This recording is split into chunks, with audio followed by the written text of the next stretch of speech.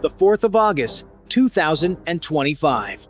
The skies east of Taiwan, normally filled with commercial jets and patrol flights, suddenly became the stage for a moment that could have changed history. A U.S. Navy A-18 Super Hornet was patrolling the skies, its pilot focused on routine surveillance, but in an instant, alarms inside the cockpit began to scream, "Radar lock! Radar lock!" The pilot's heartbeat spiked. A Chinese J-16 fighter jet had just locked its radar onto it. For a few seconds that felt like an eternity, every crew member aboard the USS Ronald Reagan, the massive American aircraft carrier nearby, held their breath. One missile launch, one flash of fire, and the world could have been dragged into a real war. Imagine being that pilot, staring at your radar warning system, knowing that an enemy jet just aimed a weapon at you. A single push of a button from the J-16 could unleash a PL-15 missile capable of traveling 200 kilometers in less than half a minute, more than enough to shred the Super Hornet before reinforcements could arrive. But the American pilot did not panic. Years of grueling training kicked in. His hands moved with mechanical precision, deploying bright decoy flares that lit up the sky, designed to trick heat-seeking missiles into chasing false targets. At the same time, he activated electronic jamming systems, flooding the airwaves with interference, blinding the J-16's radar as if sand had been thrown into its eyes.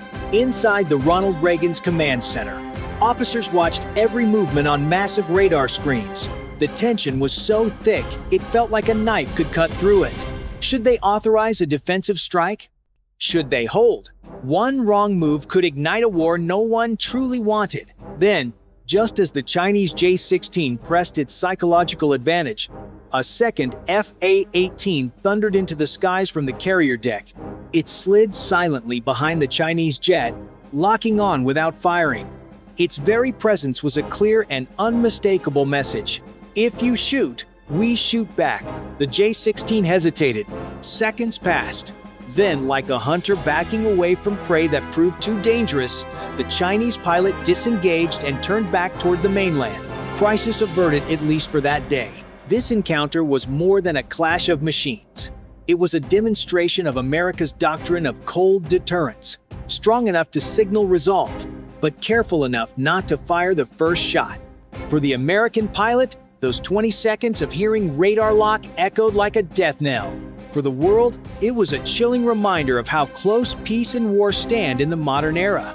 Why would China take such a dangerous risk, locking onto a U.S. fighter so close to Taiwan? To understand that, we need to step back and look at the bigger picture. The South China Sea is not just another body of water. It is the economic lifeline of the modern world.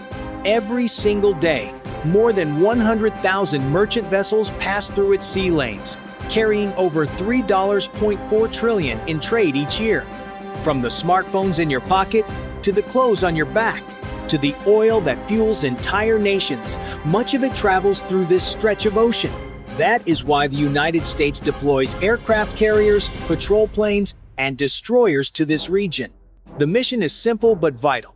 Keep the sea lanes open, ensure freedom of navigation, and protect allies such as Japan, the Philippines, and Taiwan. For Washington, this is not optional. It is the foundation of global commerce and stability. But Beijing sees it differently. To Chinese leaders, these patrols are not acts of protection. They are provocations, armed intrusions into what China calls its indisputable territory. The Chinese Communist Party claims nearly the entire South China Sea, drawing what is known as the 9-dash line across international waters. International law, however, says otherwise. The United Nations Convention on the Law of the Sea, UNCLOS, rejects China's sweeping claims. But China refuses to recognize those rulings, instead pointing to historic rights as justification for expanding its control. This standoff has produced dangerous flashpoints before. Back in 2018, the USS Decatur nearly collided with a Chinese warship in these very waters, missing by just a few meters. It was described as a hair's breadth from disaster. Now, in 2025, the stakes are even higher. The J-16 that locked onto the Super Hornet was not just flying with empty wings. It carried PL-15 missiles, long-range weapons that can destroy targets well beyond visual range. The simple act of locking radar was not a military necessity. It was a political statement, a way for Beijing to say, "This is our sky, our sea, and we are not afraid to push back." But the question remains, was this a one-time warning? Or was it a test of America's resolve in a region where even the smallest spark could ignite a global firestorm? The near clash between the A-18 and the J-16 was not just about who had the faster trigger finger. It was also about who holds the edge in technology, training, and information warfare. On one side, the United States Navy operates the A-18 Super Hornet, a fighter renowned for its high-speed maneuverability, dramatic evasive roles, and combat-tested reliability. Pilots spend hundreds of hours in simulators, drilling every possible scenario, from dodging supersonic missiles to launching lightning-fast counterstrikes.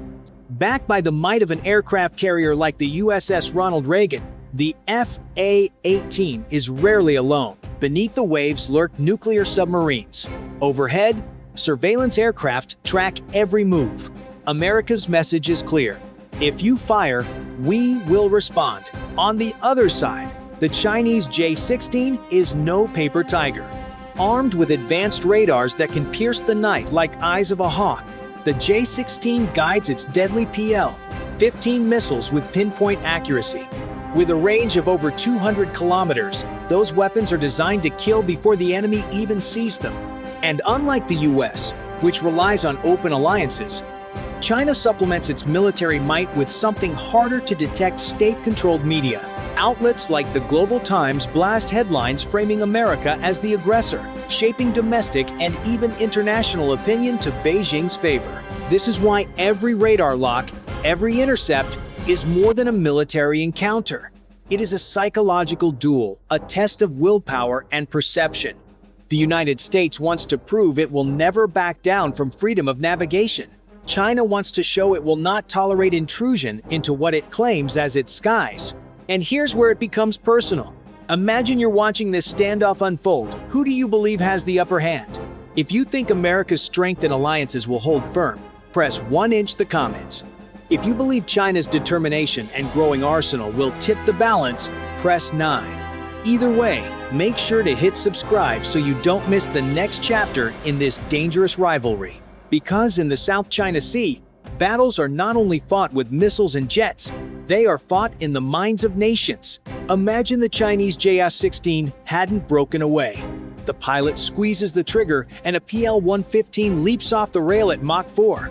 Launched from 45 kilometers, it gives the American F-18 barely over a minute to live. Survival becomes a race against physics and fear. The Super Hornet pilot reacts on instinct. Flares blossom behind the jet, decoys meant to snare any seeker. He yanks into a hard brake, drags the missile off the pipper, and keys electronic jamming to flood the air with noise. Alone, that might buy seconds. With a team, it buys chances. From the USS Ronald Reagan, a second A-18 claws skyward, snapping an AIM-120 toward the shooter. An EAU-2D Hawkeye pushes a clearer picture to everyone, while EA-18 Graham Growlers smear hostile radars. On nearby destroyers, Aegis computers stitch tracks into a kill chain. No American jet fights by itself. China would answer in layers. JGO 20-seconds surge forward under long-range radar cover. Batteries on fortified reefs light up, cueing anti-I-ship missiles and HQ Air 9B air defenses. Land-based bombers push standoff weapons toward the carrier group. The sky thickens with machines and math, and the margin for human judgment shrinks. War would not stop at air and sea. Cyber units hunt for weak links in logistics and power grids. Space assets face dazzling, jamming, and debris risks, as both sides struggle to protect satellites that make modern command possible. In fog that dense, misread screens can become misread intentions. Markets would feel the blast first. Tanker insurers pause coverage. Captains reroute. Singapore throttles traffic to manage risk. Freight rates spike. Oil jumps. Assembly lines from Penang to Long Beach stall for lack of parts. Airlines detour, burning more fuel. Shelves thin, timelines slip, nerves fray. Then the politics snap into place. Japan and the Philippines weigh treaty obligations. South Korea measures caution against credibility. Australia tightens coordination with the US and regional partners. Russia tests Europe's attention span. ASEAN splits between caution and condemnation as the UN scrambles through emergency sessions. All the while, the nuclear shadow looms. Neither Washington nor Beijing wants a wider war. Yet the logic of escalation is ruthless. Each limited response invites a reply. Hotlines help, but fatigue, pride, and partial information erode restraint. The longer the duel, the tighter the trap. So, where do you think we stand closer, to peace or to collision? If you believe diplomacy can still hold the line, press 1 inch the comments. If you think momentum points to conflict, press 9 and hit subscribe so you're here when we simulate the next critical move. In reality, on the 4th of August, 2025, no missile was fired. No dogfight erupted. Instead, both sides stepped back from the abyss. The Chinese J-16 broke radar lock and withdrew, while aboard the USS Ronald Reagan, commanders held their fire. For the rest of the world, it was a moment of collective exhale, a bullet dodged. At least this time, but Washington was far from calm. Pentagon officials labeled the encounter dangerous and unprofessional, comparing it to someone pointing a loaded gun at your head without pulling the trigger. The message: even if no shots were fired, the act itself was an unacceptable provocation. Beijing, of course, told a very different story. State media described the J-16's actions as legitimate self-defense, claiming the aircraft was protecting Chinese airspace and sovereignty. The Global Times accused Washington of stirring up trouble in its own backyard.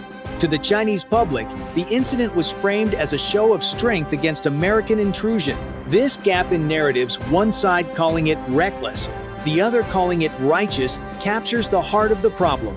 Each time American and Chinese forces cross paths, both governments must not only manage the military risk but also the political perception. Neither wants to appear weak. Neither can easily admit fault. Military analysts at the Center for Strategic and International Studies and elsewhere warn that such encounters are becoming more frequent. Each one is a roll of the dice, where a technical malfunction, a misread radar blip, or a pilot's split-second overreaction could turn tension into tragedy. In 2018, the USS Decatur missed colliding with a Chinese warship by mere meters. Today, with more patrols and more aircraft shadowing each other, the odds of an accident have only increased. Secret communication channels remain one of the few tools keeping incidents from spiraling. After the radar lock, US and Chinese commanders reportedly exchanged rapid messages through back channels. What exactly was said remains classified. Some speculate reassurances were offered. Others believe stern warnings were traded. What matters is that both sides understood the risk and both chose restraint. Yet restraint is fragile. The more these standoffs repeat, the greater the chance that one pilot miscalculates, one missile system misidentifies, or one leader decides to escalate rather than step back. When machines move at Mach speeds and decisions are measured in seconds, human error is inevitable. The only question is when. This is why the 4th of August was not just an isolated incident. It was a reminder that the South China Sea is a live wire, one that sparks again and again, daring the world to see how long it can hold without snapping. The 4th of August standoff ended quietly, but the silence was deceiving. The South China Sea remains a tinderbox, a chessboard where every move is shadowed by risk. One radar lock, one warning shot, one misunderstanding could redraw the map of global stability. Neither Washington nor Beijing truly wants war. The costs would be catastrophic, but neither wants to be seen as weak. And so the world watches as two giants circle each other, their pilots and commanders playing a game of nerves over waters that sustain billions of lives. The lesson here is stark. In the 21st century, conflict may not begin with a declaration of war. It may begin with a flicker on a radar screen, a pilot's choice under crushing pressure, or a leader's refusal to back down. The line between peace and chaos has never been thinner. So let me ask you, if you were that A-18 pilot, Hearing the words radar lock echo in your cockpit, would you hold steady or fire back? Press 1 inch the comments if you believe calm restraint is the answer.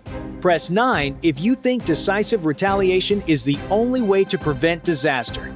And of course, subscribe so you don't miss our next deep dive into the flashpoints shaping tomorrow's battles. Because in the end, the South China Sea does not just test pilots or navies, it tests humanity's ability to choose wisdom over war.